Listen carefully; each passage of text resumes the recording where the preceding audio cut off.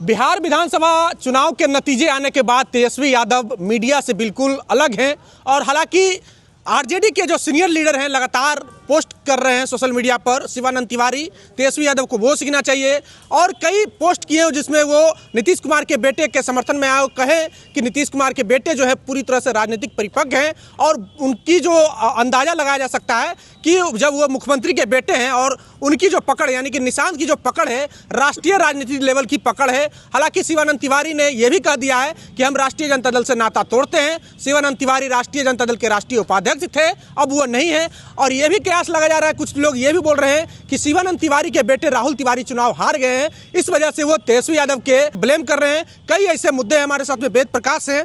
Sir, जिस तरह से शिवानंद तिवारी जो कि आरजेडी के सीनियर लीडर रहे हैं उनका लगातार पोस्ट आ रहा है सोशल मीडिया पर, क्या समझा जाए? राहुल तिवारी के चुनाव हारने का नतीजा है या फिर मोह भंग हो गया है? क्या बोले शिवानंद तिवारी? शिवानंद तिवारी तेजस्वी यादव के विषय में बोल रहे हैं कि उनको हमने सुझाव दिया था कि आप जाइए राहुल गांधी के साथ सड़क पर उतरिए, लाठी खाइए, जेल जाइए, तभी आप नेता बन पाइएगा। शिवानंद तिवारी अभी बोल रहे हैं जो कुछ भी फेसबुक पे लिख रहे हैं सोशल मीडिया पर, और वो लिख रहे हैं कि तेजस्वी को जनता के पास जाना चाहिए। और लालू यादव को लेके भी बोले हैं कि तेजस्वी के गुरु के योग्य नहीं है, इस तरह का भी उनका पोस्ट आया है। देखिए, अभी विधानसभा चुनाव का परिणाम आया और आरजेडी इसमें या पूरा महागठबंधन बुरी तरीके से हारी।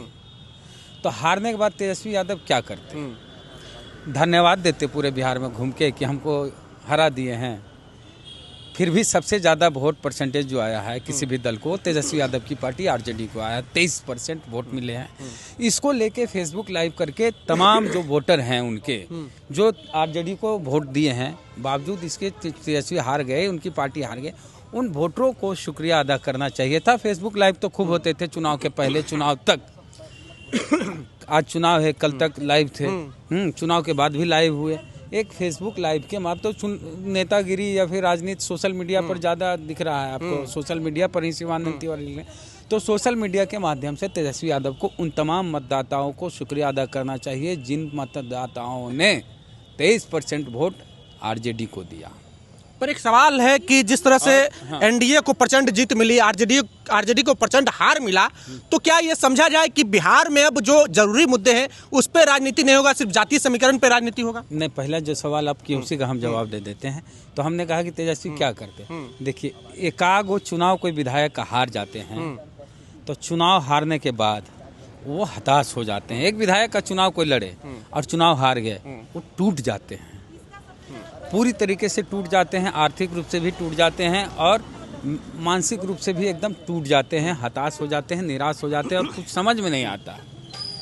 और अभी भी बहुत लोग सदमे में हैं जो इस चुनाव को हारे हैं, चाहे कोई भी दल से हो, भाजपा से हो, राजद से हो, कांग्रेस से हो, जिस भी दल से हो, जो चुनाव हारे हैं। 5 साल से सपना बुने हुए थे कि हमको चुनाव में टिकट मिलेगा कि नहीं मिलेगा। पहली जीत तो वहीं हुई कि टिकट मिल गया, बोले बाप रे बाप टिकट मिल गया, अब तो चुनाव जीत जाएं। लेकिन 5 साल के मेहनत के बाद भी चुनाव वो नहीं जीत पाते हैं तो उसके बाद वो टूट जाते हैं। अब बोले एक विधायक का चुनाव लड़ता है, वो टूट जाता है, हताश हो जाता है। तेजस्वी यादव 243 सीटों पे चुनाव लड़ रहे थे, हाँ, और ये हार गए। 25 सीट मिली, बाकी तो मान के चलिए हारी गए। कांग्रेस को भी जो सीटें मिलनी थी 6 मिली, मिला जुला के 200 पार एनडीए गठबंधन को सीटें आई। तो तेजस्वी यादव 243 पे कहीं हार गए या 200 सीट पे हार गए, 200 कुछ सीट जो एनडीए को मिला। तो एक सीट पे चुनाव हारने से इतना सदमा होता है, तो 200 कुछ सीट पर हारने में कितना सदमा हुआ होगा। और तेजस्वी यादव बहुत उम्र नहीं है उनका, उतना अनुभव उतना नहीं है, अभी उतार चढ़ाव देखे नहीं थे इतने इस तरह का। जब से वो राजनीति में आए 2015 में ही आए और जब चुनाव लड़े पहली चुनाव को जीत गए और डिप्टी सीएम बन गए। तो जो व्यक्ति राजनीति में आते के साथ उप मुख्यमंत्री बन गया, उसके बाद वाले 2020 के चुनाव में सबसे बड़ी पार्टी जिसकी बन गई, उस नेता की पार्टी की इतनी बड़ी करारी हार हो जाती है तो किस लेवल का उनको तनाव हुआ होगा। डिप्रेशन में चल जाता है लोग। हम तो नहीं कहते तेजस्वी जी डिप्रेशन में गए, लेकिन निराश। कई तस्वीरें उनके आई चुनाव के बाद जो चेहरे से झलक रहा था कि बंदा कितना उदास है, निराश है, हताश है। तो शिवानंद तिवारी तो अपना पूरी उम्र देख लिए, उतार चढ़ाव सब कुछ देख लिए। तेजस्वी अभी देख रहे हैं, तेजस्वी यादव अभी पक रहे हैं। यही सब उतार चढ़ाव देखते देखते मंझते एक बड़ा सॉलिड नेता तैयार होता है। और तेजस्वी यादव की उम्र भी 40 साल से कम है। तो मुख्यमंत्री जो अभी तक बिहार में हुए हैं सब 50 के आसपास ही हुए हैं, चाहे नीतीश जी हों, लालू जी हों, जितने भी मुख्यमंत्री हुए। तो हम ये नहीं कहते कि 50 साल की उम्र में जाकर तेजस्वी मुख्यमंत्री बनेंगे, और पहले भी बन सकते हैं, अगले चुनाव में भी बन सकते हैं। पिछले चुनाव में बन ही गए थे। पिछला जो चुनाव था उसमें तेजस्वी यादव मुख्यमंत्री मानिए बन ही गए थे। उन्हीं लोग का आरोप था कि कई सीटों पे गिनती में, काउंटिंग में धांधली हुई, कुछ 12 सीट वोट से हराया गया, कुछ हालांकि बहुत कम सीटों से चुनाव वो हारे थे। पिछली बार ही मुख्यमंत्री वो बन जाते अगर जीतन राम मांझी, मुकेश सहनी साथ दे देते, या मुकेश सहनी को रखे रहते अपने साथ। तो इस चुनाव में तेजस्वी यादव को कुछ सीटें तो आई, मुकेश सहनी को तो एक भी सीटें नहीं आई हैं। कांग्रेस 6 सीट पे आ गई। तो सब निराश है, सब हताश है। और ऐसे सिचुएशन में आप चाहते हैं कि तेजस्वी यादव पूरे बिहार में घूमें, दौरा करें, तो वो एनर्जी कहाँ से लाएंगे? अभी 2-3 महीना इतना मेहनत किए, दौड़े धूपे हैं। आदमी है भाई, मशीन नहीं है तेजस्वी यादव, रोबोट नहीं है। शिवानंद तिवारी जी को पहले ही एहसास हो गया था कि एनडीए की प्रचंड जीत होने वाली है, आरजेडी की प्रचंड हार होने वाली है। तिवारी जी है, कुछ हो जानते होंगे। तिवारी जी आरजेडी में थे, लेकिन कितने वफादार थे आरजेडी वालों को भी पता था।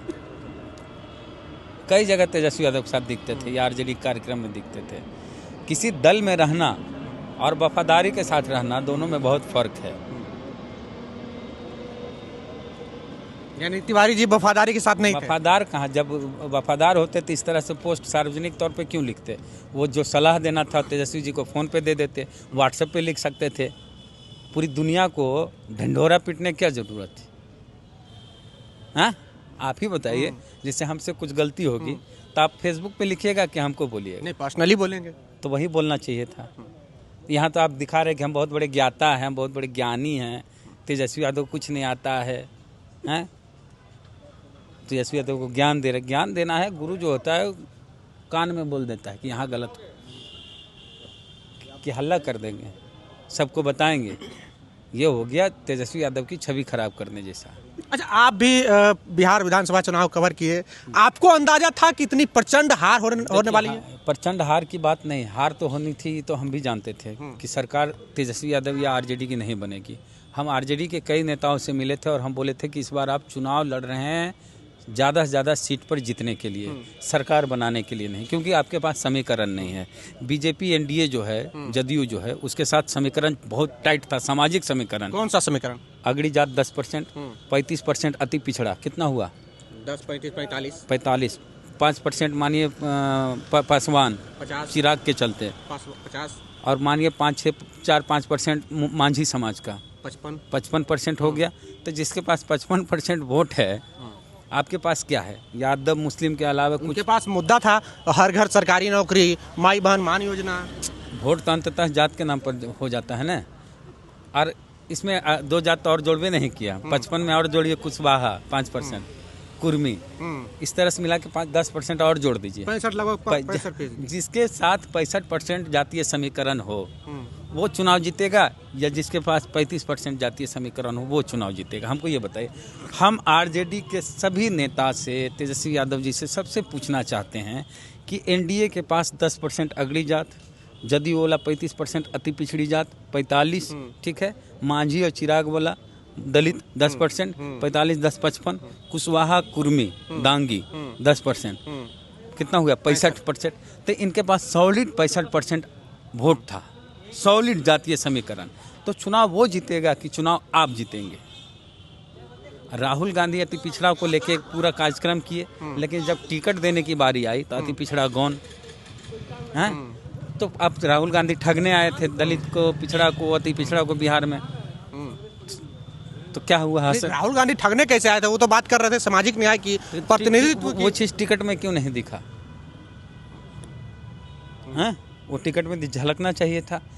तो ये तो क्लियर था कि चुनाव सरकार बनाने की स्थिति में आरजेडी या महागठबंधन नहीं, ये हम भी जानते थे, ये सब जानता था। हम बोल भी चुके थे, आरजेडी के कई नेता जिनसे भी मिलते थे, जो भी हमसे पूछते थे क्या माहौल है, बोले भाई माहौल कुछ हो, सरकार आपकी नहीं बनेगी, सरकार जिसकी है वैसी की रहेगी, आप ज़्यादा से ज़्यादा सीटों पर चुनाव जीतने के लिए चुनाव लड़ रहे हैं। यानी कि ये कहा जाए कि जातीय समीकरण ही सबसे बड़ी फैक्टर होती है। हाँ। चुनाव में मुद्दा कोई फैक्टर नहीं होता। मुद्दा भी फैक्टर 10,000।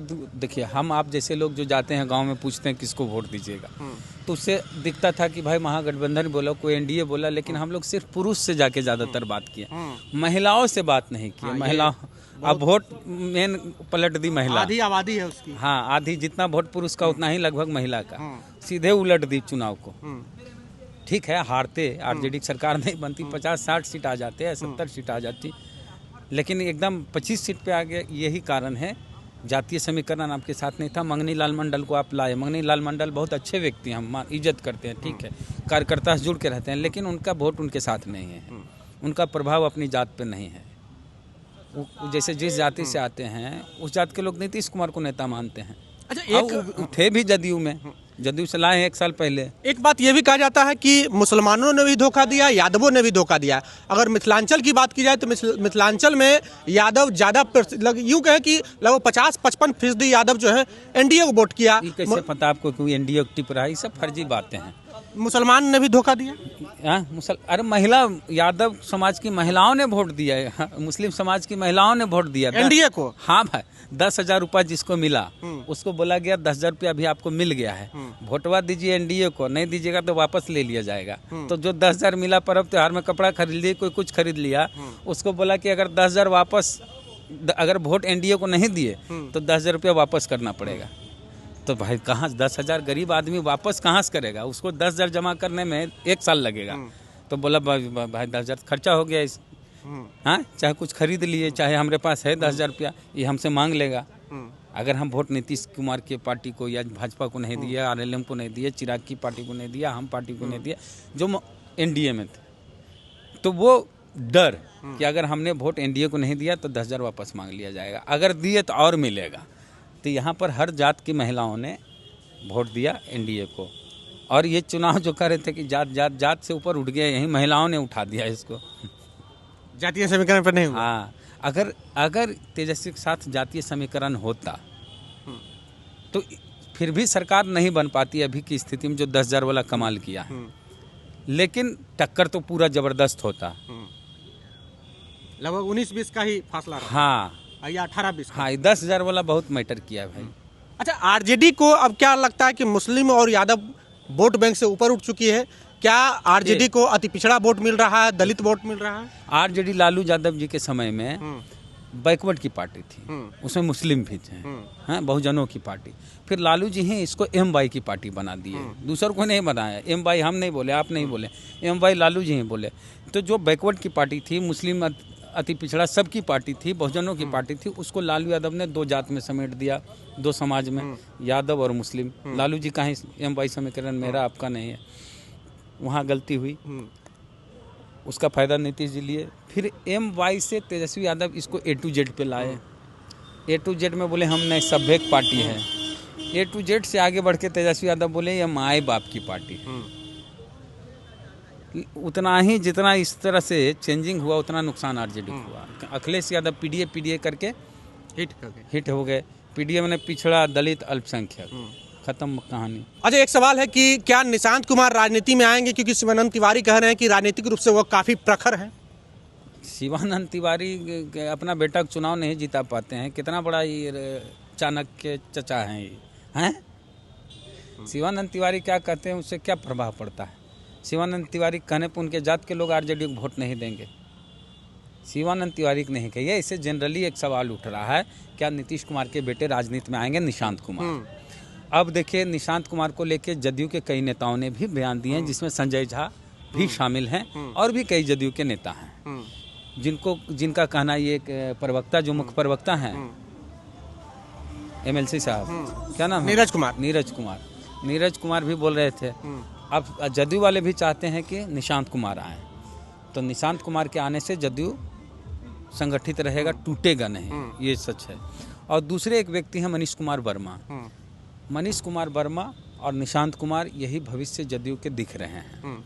इनके अलावे कोई आएगा तो जदयू संभल नहीं पाएगा, बिखर जाएगा। जदयू जो पार्टी है, कुर्मी लोग इसको बहुत इससे जुड़े हुए हैं और अति पिछड़ा जुड़ा हुआ है। निशांत कुमार के नाम पर जो अति पिछड़ा वोट जदयू का है वो बना रह जाएगा। लेकिन अगर निशांत कुमार या मनीष कुमार वर्मा के अलावे किसी और को ये कमान दी जाती है, अगड़ी जात को किसी को, तो ये बैकवर्ड की पार्टी नहीं रह जाएगी, इस पार्टी खत्म हो जाएगी, बिखर जाएगी। यानी कि सिर्फ निशांत या मनीष कुमार वर्मा का ही नेतृत्व स्वीकार करेगा, जोड़ी स्वीकार करेगा। आरसीपी सिंह और नीतीश की जो जोड़ी थी वही जोड़ी मनीष कुमार वर्मा और निशांत कुमार की हो सकती है।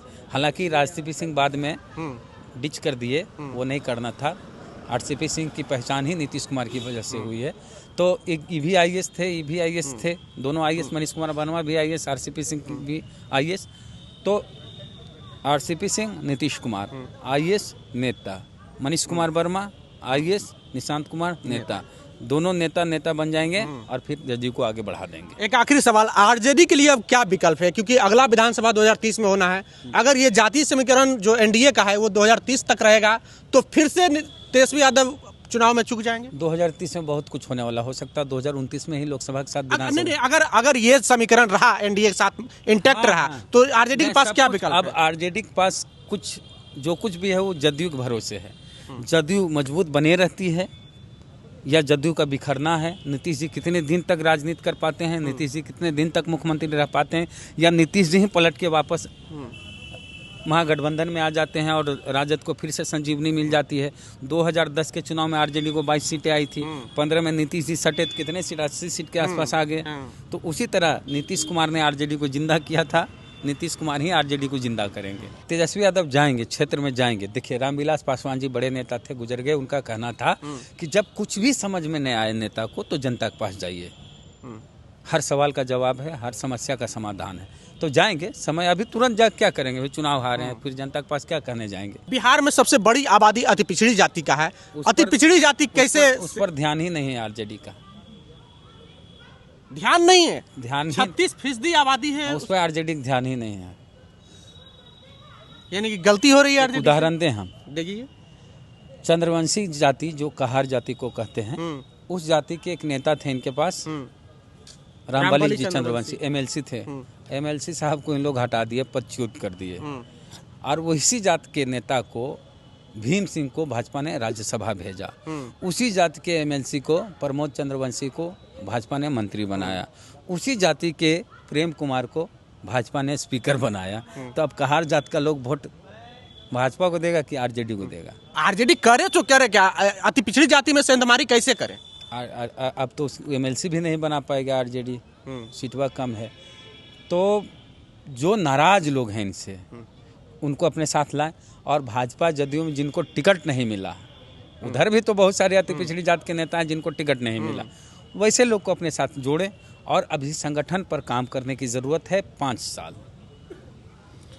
चलिए, तो अभी संगठन पे काम करने की जरूरत है तेजस्वी यादव को 5 साल। और आपको क्या लगता है, प्रतिक्रिया कमेंट बॉक्स में जरूर दें। और क्या बिहार चुनाव में राजनीतिक जो मुद्दे हैं, चाहे वो शिक्षा, स्वास्थ्य, रोजगार से लेकर के तेजस्वी यादव ने वादा किया था हर घर सरकारी नौकरी, क्या जातीय समीकरण के आगे सारी चीज़ धूमिल हो गई, या फिर जातीय समीकरण के आगे कोई मुद्दा नहीं टिका, या कहें कि 10,000 जो सरकार का दिया गया महिलाओं के खाते में वो सबसे बड़ा मुद्दा रहा? प्रतिक्रिया कमेंट बॉक्स में जरूर दें। जय भीम, जय भारत।